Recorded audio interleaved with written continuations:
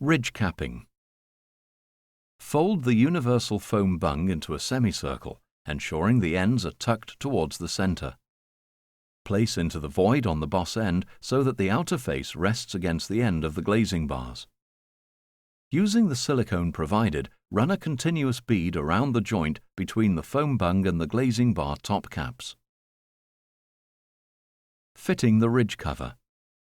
When fitting the ridge cover, first slot the holding down bolts into the groove on the underneath of the external ridge capping. Then attach the boss end foam trim around the perimeter of the underside of the boss end cover.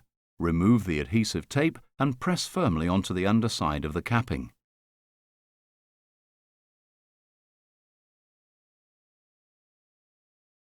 Slide the finial fully onto the ridge capping as far as it'll go. Slide the pieces of cresting into the open-ended channel of the external ridge cover. The last piece of cresting may have to be trimmed. See your installation guide for instructions.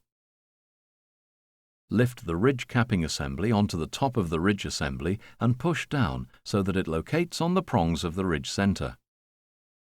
Slide the rectangular washer up the holding down bolts until it touches the ridge wings and finger tighten the nylon nut onto the holding down bolts to make the external ridge capping secure. Primary seal to host wall. Self-adhesive flashing tape is included in your conservatory kit.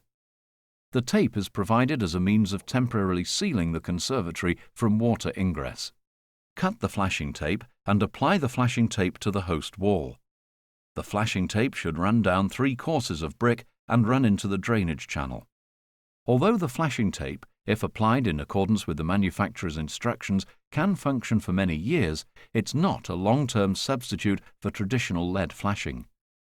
We would recommend that you employ an experienced builder to carry out lead flashing works during the construction of your conservatory or at some time in the near future.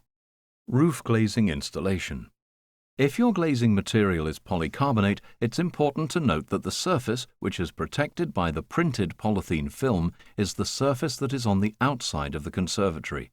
Each roof glazing sheet is labelled with the corresponding number on your roof plan.